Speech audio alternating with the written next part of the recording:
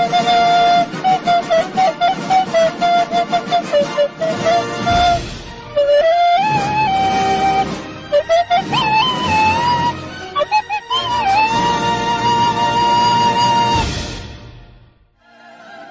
is it that we usually ignore the fourth dimension?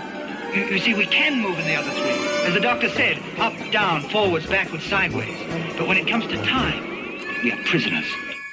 Hey, Doc, we better back up. We don't have enough road to get up to 88. Roads? Well, we're going, we don't need roads. You maniac! You blew it up! God damn you! God damn you all to hell! Must be some kind of hot tub time machine.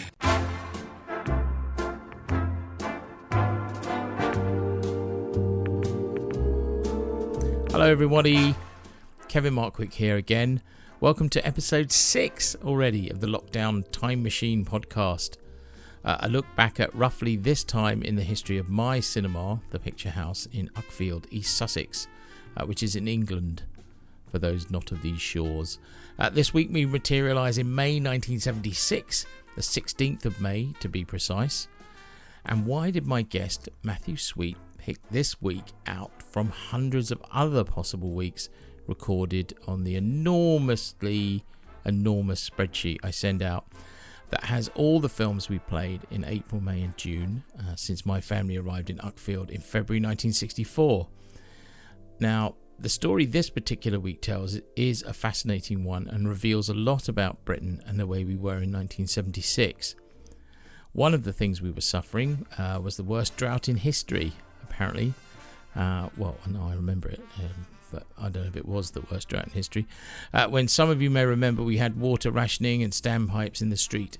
It was certainly the longest summer I remember as a kid, and Matthew and I do refer to it in the show. For background, the films that week were The Language of Love, coupled with, if you'll forgive the pun, Do You Believe in Swedish Sin? That played for 4 days and had 159 admissions. And for 3 days we played White Line Fever, which was a sort of trucker revenge movie with Jan Michael Vincent, and Nightcaller, which was a French thriller dubbed rather badly with Jean-Paul Belmondo. Nobody remembers that. Neither of those we got around to discussing. In fact, what did they do? Let's have a look. 90 admissions over the 3 days, which is neither here nor there really.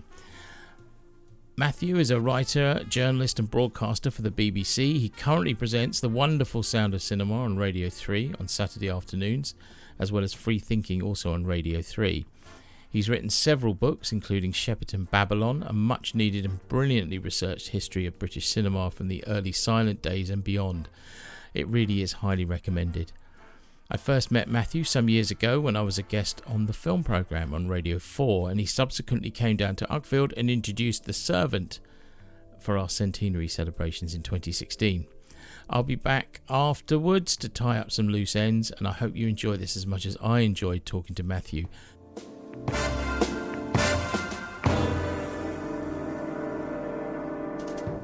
Talking about Mr. Asquith, yes. Well, no, we definitely played most of his films. I mean, some of the more obscure ones we may have missed, but I think we certainly did all the Confessions films.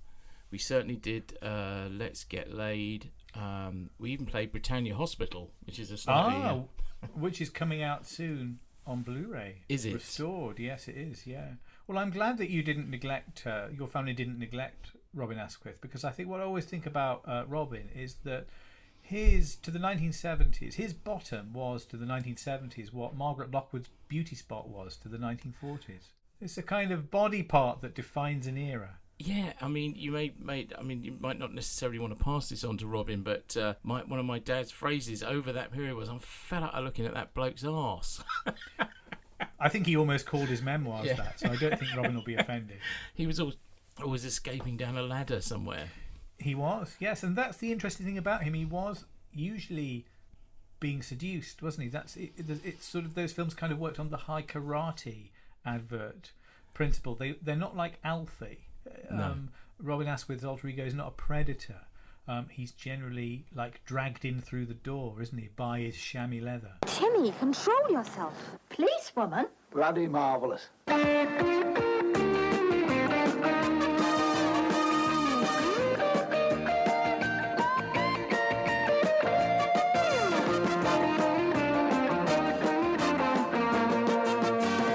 Oh, is he one of those? This is your life, Timmy Lee. It may not always turn out how you want it to be, but you'll get by, Timmy Lee. 'Cause you're really not a loser, you just find it hard to win. It's good? Oh, it's very good. Well, that seems to be the whole thing about those films, is that every young man was completely terrified of sex. He liked the idea and would leer slightly initially. Whoa. But once it got down to the actual nuts and bolts of it, they were terrified. Well, I think you've probably described the reality behind the permissive society of the early 70s there, Kevin.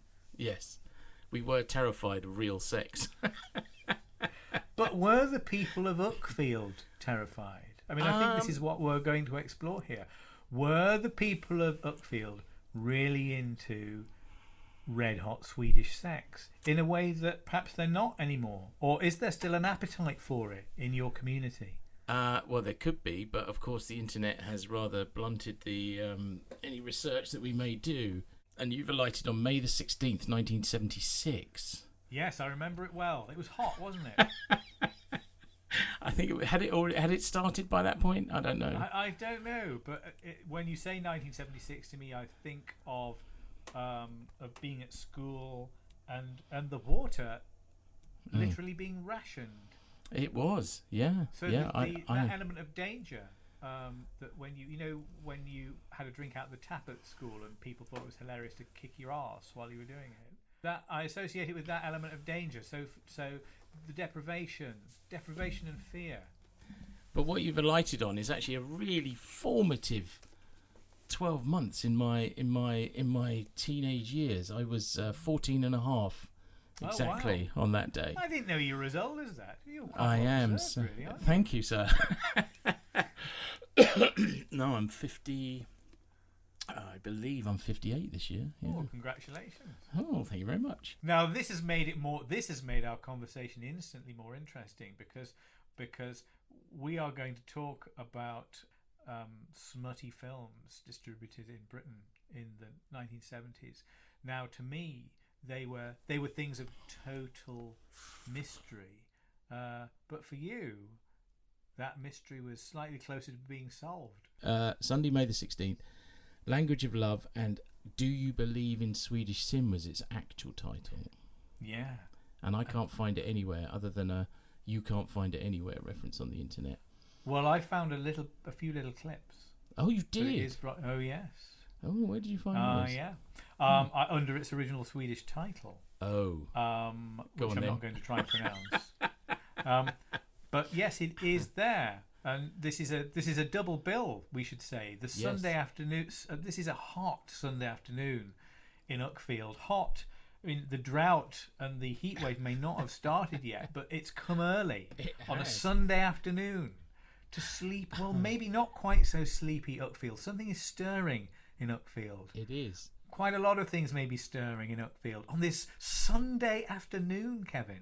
Well, 74 admissions as well. It's 74 people came in. That's a lot. Is that a lot? Is that good going for a Sunday afternoon? We're in talking the we're talking the mid 70s here. So things were already on the rather unstoppable slide towards the low point of admissions in 84. So the previous Sunday we'd shown Black Christmas, ideal Easter film. Yes. With Dark Places, and that had 104 admissions. I mean, it's difficult to say. I'd have thought 74 would be a bit disappointing. The following weekend we had Pink Floyd live at Pompeii, and that had 100 admissions. So, So the Floyd bigger there than a Swedish sex education film. We need. Let's get down to brass tacks here. Let's say what these films are. This is a double bill. This is a double bill of a film called The Language of Love, which is old. It's made in 1970, and that is one of those films that's made as an educational film, but perhaps not sold as an educational film. And it's a weird one, this, and I think I know why your family are screening it 6 years after it's been made in Sweden. Do you know this? Do you know what's going on in your father's head here? The only thing I can think, although Sweden, I don't believe, is in the common market. Was it in the common market? Is it in the common market? No. So it wasn't to do with British quota, because I know a lot of that stuff was to do with filling the quota book. He's showing his showman's side here, because there had been a scandal around not this film, but its sequel, which I think is called More Language of Love, or Another Bit of the Language of Love, and that had been the subject of one of those big rows where the British Board of Film Classification kind of sucked their teeth a bit. The More Language of Love is something that the GLC in London agree to screen. It's such a notorious film that I think what your father has done is thought, well, I can't show this sequel, which is much ruder, I'm given to understand, than the original, The Language of Love. And so he is putting this in its place, because this is in all the papers. Lord Longford has been banging on about it, and it's become one of those films that those kind of Festival of Light people oppose, and it fits into this tradition that we're observing playing out right now, where Sweden becomes a kind of battleground in the culture wars, and lots of people who don't live in Sweden fight out their ideological battles there. And this idea of Sweden as a place of sexual liberty is part of that argument. And in a way, all these arguments we're seeing now, where people are looking at the Swedish model of dealing with COVID-19, they of course they've not really done lockdown, the Swedes, and it's a bit of a switcheroo, because for years Sweden was a place where left and right battled it out over whether or not social democracy was a good idea. Now it's happening over their approach to COVID. So you've got this weird thing of, like, a couple of years ago, Donald Trump was sort of fantasizing riots in Sweden and baffling the Swedes by saying, "Oh, did you see that terrible riot last night in Stockholm?" Something that he'd seen on Fox News that never really happened. But now the kind of people of a more Trumpian bent, and people who are more on the kind of right and libertarian spectrum of things, are holding Sweden up as a model, whereas 2 years ago it was a hellhole overrun by illegal immigrants. So Sweden always has to play this part, really, and here it's doing it in what in 1976 had become fairly traditional. This has been raging on since the early 60s, when, because of Sweden being one of those countries that really got into social statistics, measuring things like illegitimate birth, for instance, or stats about venereal disease in the population. It got into that kind of thing really early, which meant that there was this whole discourse grew up in America that said that Sweden was a place of unacceptable libertinism, but really they've just been crunching the data on this. So in the late 50s, early 60s, you get these stories in the American papers about what a terrible place Sweden is, and of course the reaction of many to that is not horror, but to drool slightly.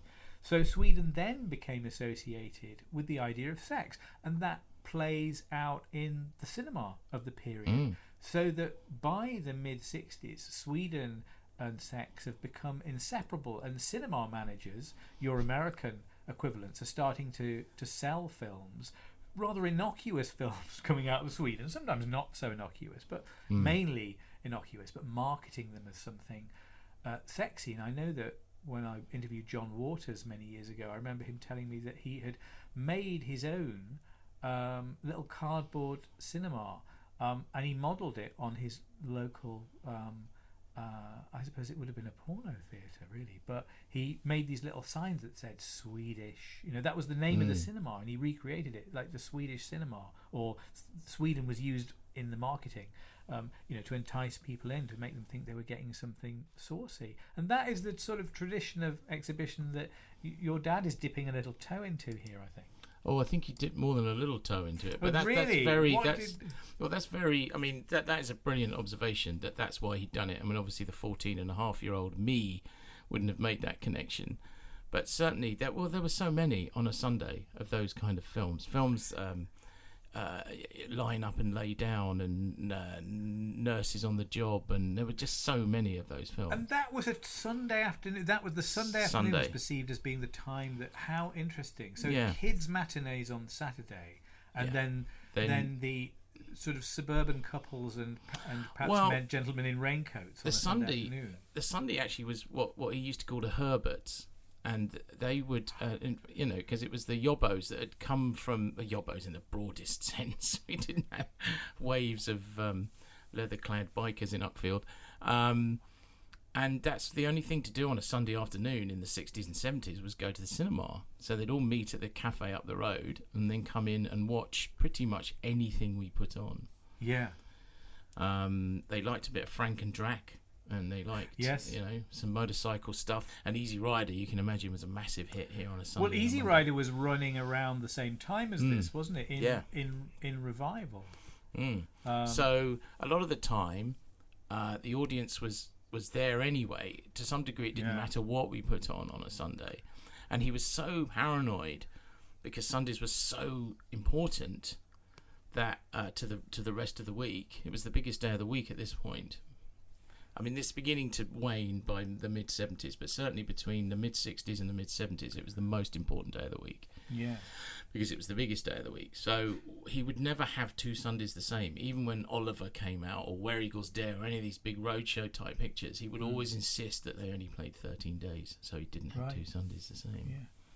But it's interesting. I was looking at looking in the newspaper archive, and his ad here. It's on. It says it's playing for 4 days. This and above the title "Language of Love," he's put "Sex Education" in capital letters. Wow. And then underneath, "Do you believe in Swedish sex?" And of course, we've got the X certificate there. And they play more than once? So he plays it twice on a Sunday. Twice on Sunday. And he seems to be playing it through the week. No, it was twice on Sunday and then once nightly, Monday, Tuesday, Wednesday. There's a joke to be made here, I think, isn't there? But you've out-researched me on that one. I'd never thought of going shall I to the... tell you what his opposition was? Now, if you were living in the Uckfield area and you wanted something more respectable, you could get it. They were showing Gone with the Wind at the Ritz in Tunbridge, and they were showing It Shouldn't Happen to a Vet in the Plaza Oxted. But in Tunbridge Wells, there was sex available.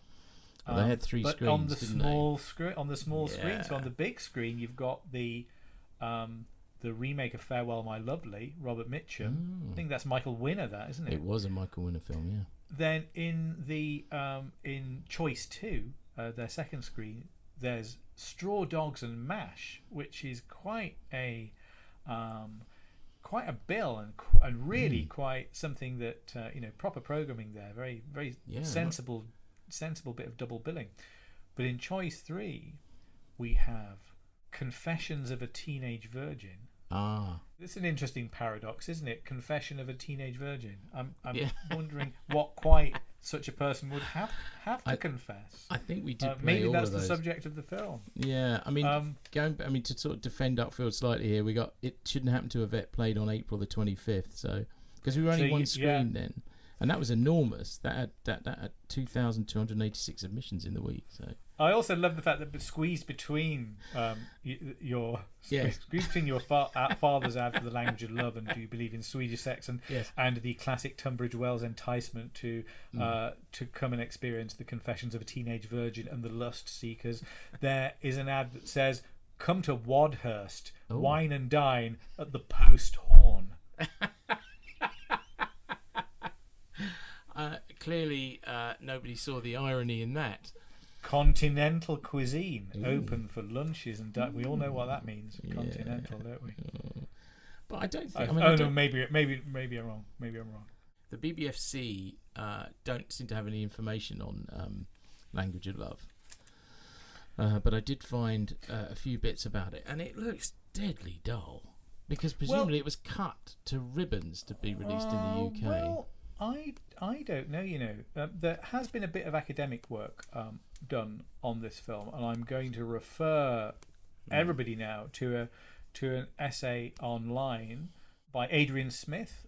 It's on the Sussex University website, and it's called The Language of Love, Swedish Sex Education in 1970s London. And this is where I glean those little details about the notoriety of the film, and how the sequel, more about The Language of Love, was denied a certificate by the BBFC in 1974, but how the GLC did grant it an X certificate, so it could be shown legally in London. And this is what I think your dad is capitalising upon. Right. And it's one of these that's distributed by the Fancy family, E.J. Fancy, the king of the B movies, who I remember talking to Michael Winner about, and he said that Fancy used to when he was making his second features, he would throw all employment law to one side. He would make people do overtime, and if they didn't want to do overtime, he used to take them around the corner and beat them up. Oh my goodness! So that is the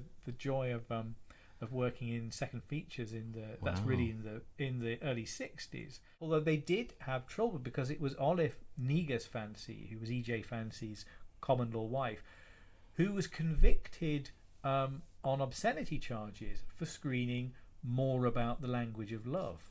And I said I think it's all of that brouhaha in the papers that brings the prequel, which is a rather more sober film than the sequel, into your father's cinema. So what they would have been watching is a film that begins with an earnest conversation between a group of Swedish doctors, kind of therapists and psychologists, and then we cut into scenes that are, highly stylized, really, and we get various problems in people's sex lives explained, so that we get these little vignettes, and they're sitting in these stylized sets where furniture is marooned in a little white space, and then after we've seen the sketch that indicates what their problem is going to be, the camera then moves down and we see a kind of taxonomical description of their problem, like hostility or lack of communication, embossed on the floor.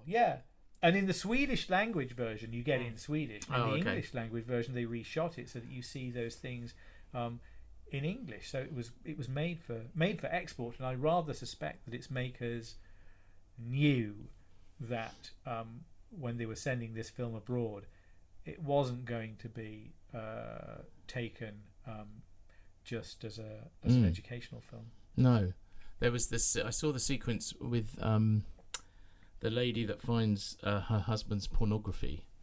Yes, who is very sad, who is very much disapproved of in the film, because if there was one thing, in a way, Sweden's reputation for being a place of sexual liberty isn't entirely deserved. It is in many ways quite a reserved culture, but they did have these very liberal pornography laws. From the early 70s. I think 71 is when they came in. So it does give you some insight, I think, into what the mores of Sweden were at that moment. And this little mag is discovered inside this man's. She's going through his jacket, isn't she? I wonder what she's looking for. Yeah. I have no idea. And she's wearing a very fetching orange smock. Yes, but in a way, it's like a reverse of the normal moralism that we might expect here, because the film is disapproving of her for disapproving of him having this sort of stash in his pocket, and maybe her position isn't that unreasonable, really. But this isn't what the film thinks. And then there's a sort of revolving bed scene as well, isn't there? Yes, the man explains all this around a round bed, which is very strange. It's a man. He's a Swedish in a white coat, I believe. Yeah. Well, that's what the name of this kind of film was called. I wonder whether your father knew or used this expression, but they were referred to in the business as white coaters. White coaters, yeah. This sort of film, and there were British ones as well. They were the kind of early. Michael Winner cut his teeth on these sort of. He was more of the. Well, no, he didn't. No, he didn't. He did the naturist films, didn't he? That's right. That's very different because that's all. There's a kind of utopianism about those. That's all. Take off your clothes and live. These are a stranger kind of mixture because there is a sort of kind of liberal impulse behind them. They are often telling you to kind of don't worry and don't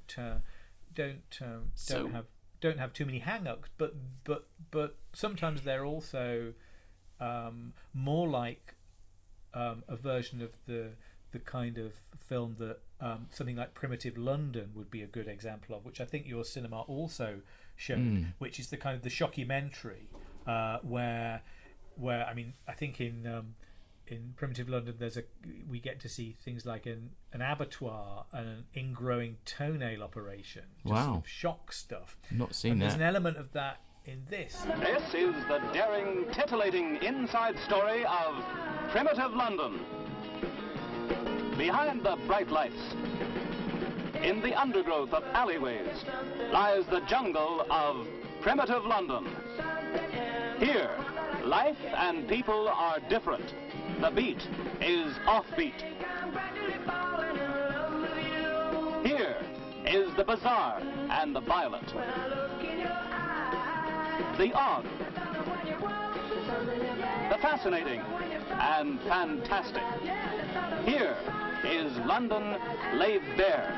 But what is the intention of the filmmaker here in this particular instance? I mean, this is coming out of Sweden. Is their intention to be educational in Sweden, and the rest of the world has picked up on it in a slightly prurient way?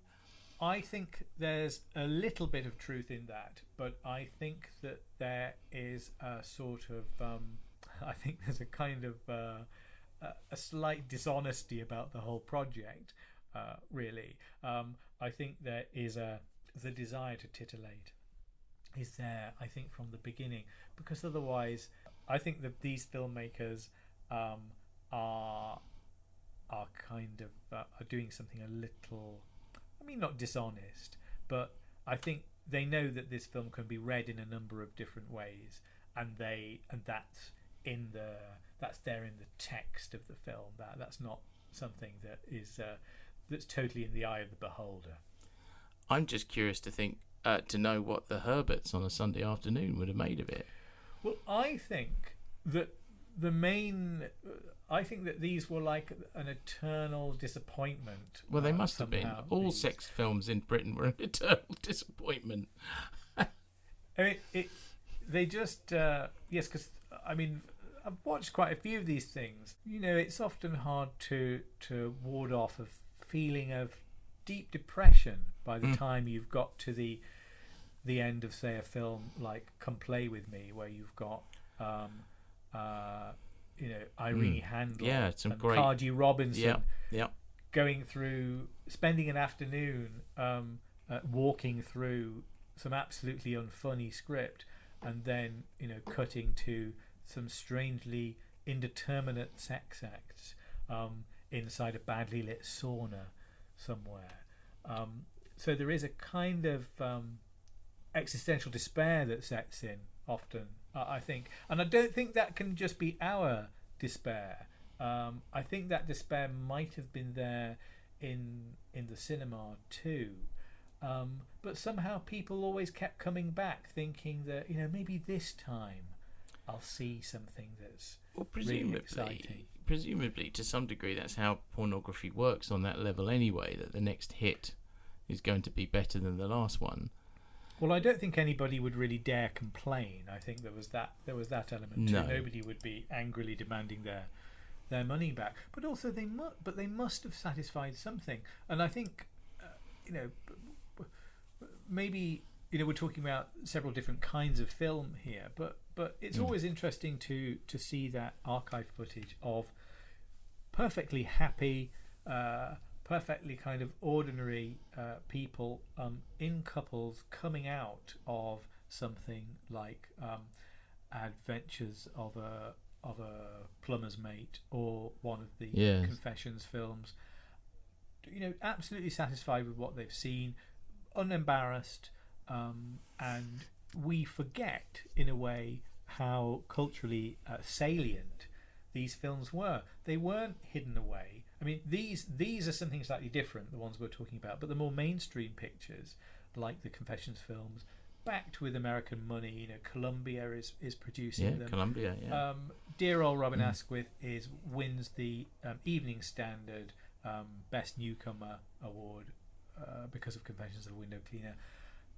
And Adventures of a Taxi Driver did more business in this country than Taxi Driver, and Mutiny on the Buses, which isn't really part of this, but is again something that when we look at it now, we think of it as a warning from history rather than a good night out. But that was not the view that the British public took. Not at all. I think the first On the Buses film was one of the most successful British films ever made, I believe. Yeah. But you see, particularly Holiday on the Buses now, and that really does induce a kind of angst from the past. Well, it's almost like a kind of Lars von Trier film. I think. I think of the way that Emily Watson is treated in Breaking the Waves as being not entirely unlike the way that Anna Karen is treated in that swimming pool scene in Holiday on the Buses, which is a thing of extraordinary brutality. I think the in a way the revelation of going back to On the Buses now is to see that really Blakey is the hero. Blakey is the only decent moral character in that world, and the rest are hideous monsters. Yes, two. What are you doing in here? Well, we haven't got any driving to do today, so the man just put us on relief duty. But you two lifeguards? He must be raving mad. We're both strong swimmers. Don't worry, Blackie. If you fall in, I'll give you the kiss of life. Not you, mate. We all choppers. You bite me tonsils out. Hey, just maybe so and held out her mum. Hang on. What is the British comedy now that represents us? It's on television, I suppose. Well, this kind of comedy has really has faded away, I would say, apart from in a more ironized kind of form, where the comedy is more about pity than about or grossness than it is about somehow wanting to identify with these characters. I mean, I think people did identify with the Robin Asquith Timmy Lee character, but when we watch I suppose it's not really quite a contemporary example, but something like The In-Betweeners, which is the same kind of smutty sexual comedy. We look upon it with a very different eye. We're appalled by those boys, aren't we? It's all about the awfulness of those boys. Yes, but we understand they're boys, don't we? I think that's the difference. Whereas in these the Confessions films, these are supposed to be adults behaving in this way. That's right, and often they seem too old, don't they? Yeah. In trying to find out about, do you believe in Swedish Sin? Do you believe in Swedish Sin? Well, it's some bizarre plot, as far as I can make out, that somebody sent a report on whether Swedish Sin actually is a thing. That's right. A German sociologist is sent to examine the question of Swedish Sin, and he chooses to carry out his examinations in a student dormitory. Yes, by chance. Yes. No, I've watched like found the first 20 minutes or so of this online, and it begins with where we're in some kind of institute in what seems to be Stockholm, where some Swedish they could be doctors or experts of some kind having an angry conversation, which results in them calling up this sociologist and I think summoning him to Sweden to carry out this. I don't know whether they are doctors. They could even be like from the tourist board wanting to do something about Sweden's image abroad. Svenskarna syns, så vitt jag kan förstå, vara ett fyllt av ångest, men ändå ett sunt och anständigt folk med höga moralbegrepp. Den svenska synden är en myt, helt enkelt. Det var som fan. Och det där ska ni skriva i en offentlig utredning i Tyskland? Ja, men det är inte sant. Vi har porrklubbar och vi har massageinstitut. Ja, man får inte ge upp så lätt. Yeah, but I mean that was as old as Language of Love, wasn't it? I believe. In fact, funnily enough, when I spoke with Francine Stock, she'd picked the week out that had I'm Curious Yellow in it. Oh yes. She didn't alight on that film particularly, but that was a similar fuss yes, and it bother, was. wasn't I mean, it? I'm Curious Yellow, a proper complex documentary, and that in a way is a film that both counters those cliches about Swedish libertinism, but also fuels them in a way as well, and holds Sweden up as this kind of I mean, it was called the Swedish model with no irony at all. It holds Sweden up as a serious place and a kind of not exactly utopia, but a place to be looked to for a kind of new society. And I'm Curious Yellow very presciently goes round to the house of Olaf Palme, who was then a minister in the government of his predecessor, and you see him sitting at home in his little, trim, modern little Swedish house, and sitting in his back garden, talking about the kind of classless society that they wanted. And he became an absolute cause célèbre, because even before he became, Sweden's best known and most highly regarded, I would say, prime minister, he was known throughout the world for being one of the few European politicians who would stand up and say what he thought about the war in Vietnam. And so he became a kind of hero to the anti-war movement even before he was prime minister. And of course he was assassinated in 1986, and nobody knows who did it. Wow. But of course all these nuances are lost on the Herberts on Sunday afternoon. Do you not think? Do you think so? They've not come. Do you think because they're interested in the discourse? Well, and they want to kind of. They're interested in the representation of Sweden and how it's and how that's been put, I think they would service of various ideological ideas. No, I think they were hoping some boobs would arrive at some point. Well, and their hopes were fulfilled, because you do see a little bit of that kind of thing. Yeah, I mean, I'm assuming not a great deal. I'm assuming the uncut version was more explicit than the version we saw in the UK. But I don't know. I mean, there were certain things that were made like that, and clearly Language of Love was made in multiple language versions. But and we know that there were some British ones that were done like that. Like I think Come Play With Me had an X-rated, version, if you like, yeah. even though they were X certificate. Yeah, but I always wonder whether there's a bit of exaggeration in this, because it's such a good idea. That idea that there was some, like, there's a really violent like Hammer made really violent versions of their films for Japan. I mean, I'm not the biggest Hammer expert in the world, but I've never seen any of those. I've never been offered the opportunity to see like the really gory version of Scars of Dracula. But I suppose the idea that there's an even saucier version out there is very titillating in itself. I wonder, isn't that just mainly a marketing idea, rather than something that we could get?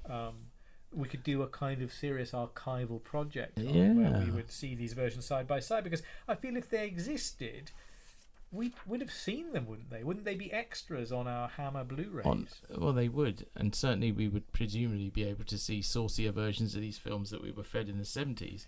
Not that I don't think anybody would be especially interested in seeing them, though. I think that the purity, the purest version would be the one with the deepest cuts. I think, don't you? Probably, you're right. Yeah. Because that would really concentrate that feeling of despair that that they have to offer. But I have to say, when I wrote about these things, getting on for 20 years ago now, I was saying that these aren't great films, but we need to kind of recover a sense of their importance in the moment, and that means, and I think I put it in these terms, that a lot of British academics were going to have to sit down and watch these films where they saw all of these people running around in their kind of 70s toweling underwear. And weirdly, I think that's actually happened now. I mean, that essay that I was just quoting to you there from Sussex University, Adrian Smith at Sussex University, my God, an absolute centre of highly theoretical theoretical kind of view of the humanities, red hot theory there, and now the language of love is seen as a proper and fit subject of study. This is essays from 2018, and I say amen to that. It's sort of important, this stuff. But from a cinema exhibitor's point of view, a lot of this has to do with a dearth of really good commercial product as well. I think there's not a lot going on. Do you mean that if there had been like another an alternative My Fair Lady, we would have had that, would we? Yeah. Well, I mean, looking around it. So that what did we play the rest of the week? I can't remember. It was something exciting. Because actually, the following week was the first time we ran One Flew Over the Cuckoo's Nest. Okay. So that was a massive switch. But do you think that your father thought that he was administering the last days of a dying art form? Yes, I think he very much did. He thought, and all the advice around was, get out of cinema now. Yeah. It's finished. And he took some terrible advice and bought a chip shop in Hove, which was terrible advice. And we were paying for it all the way through my teens and into my 20s, I think. The chip shop. So the chip shop turned out to be a liability. Absolute disaster. But the cinema didn't. No. Well, because he had the foresight in 1977. This period was the last gasp, if you like, of the single screen cinema in Upfield. Yes. Yeah. So 1977 was when he started building or converting it into two screens, which is what saved us. We wouldn't have survived as a single screen. Absolutely not.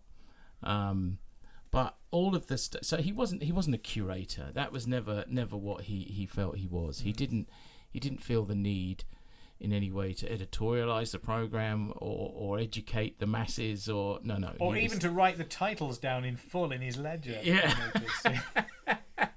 The main priority was to take as much money as humanly possible. Yeah. And we couldn't always manage it with the type of product and I don't know what was people's feeling about cinema at the time.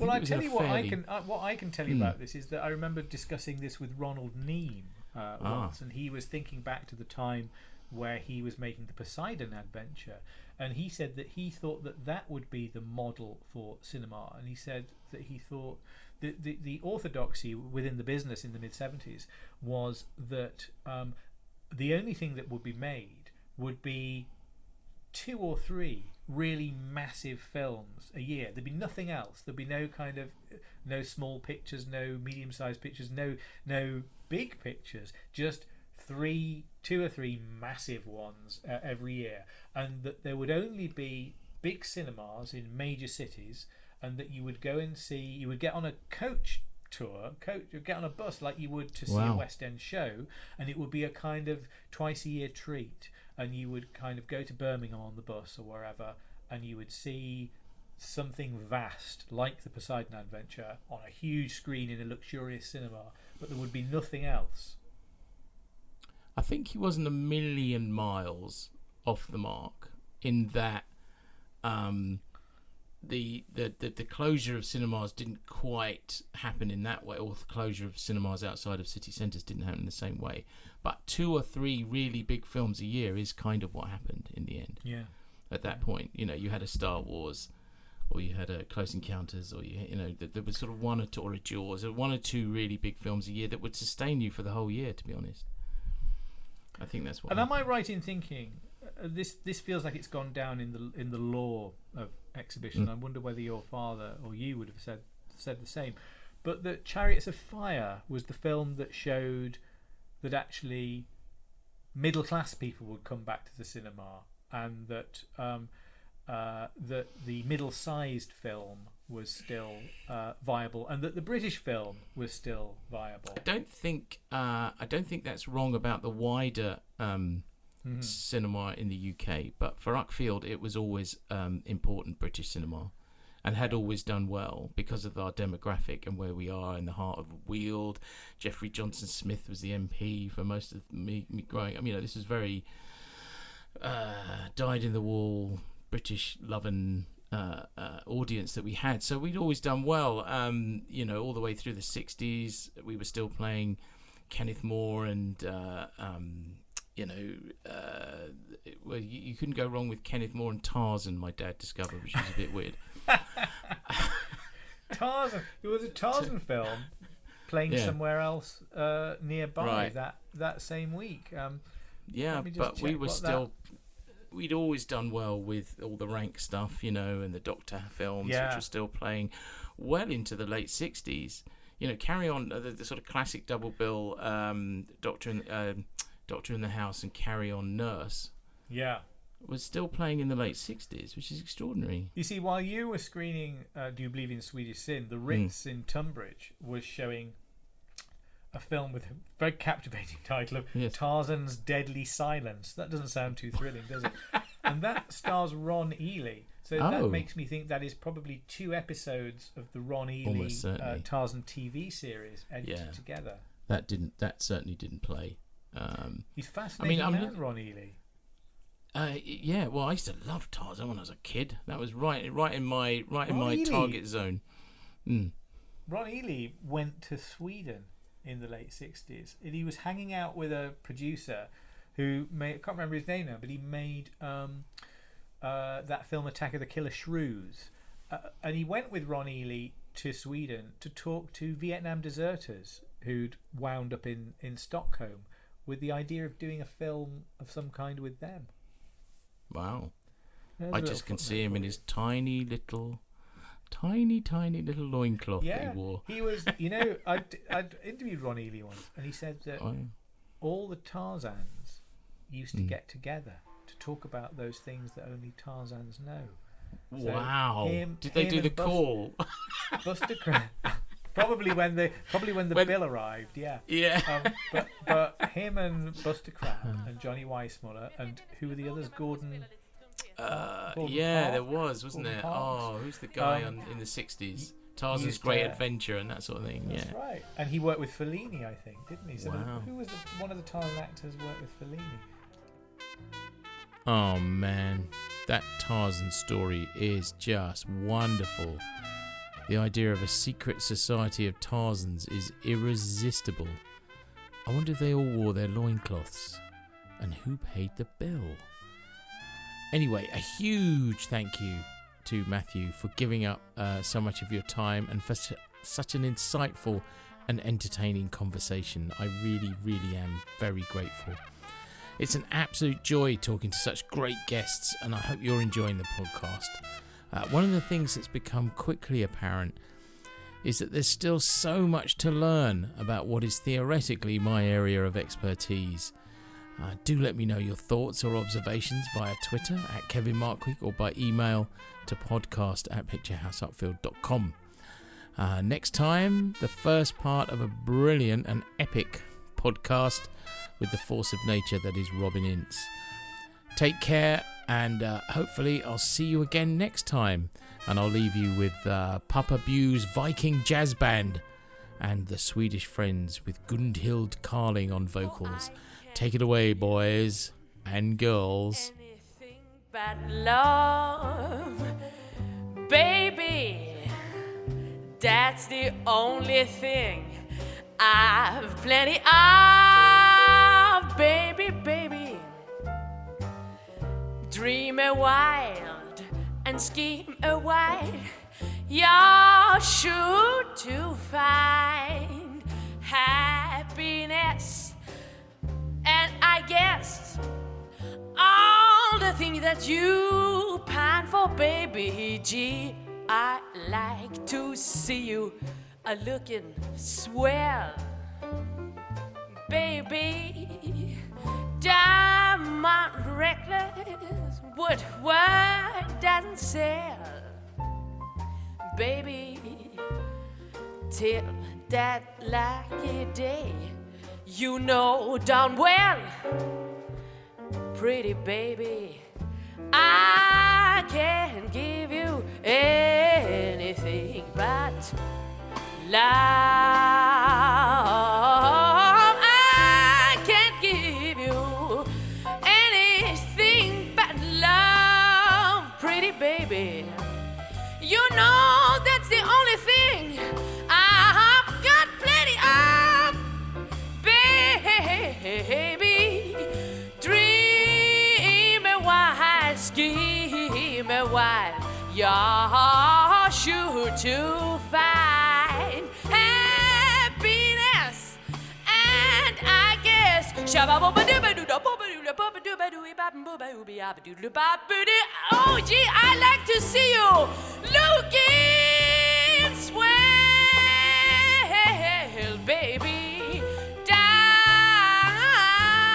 reckless, woodward doesn't sell. So lucky day when you tell me, well, pretty baby,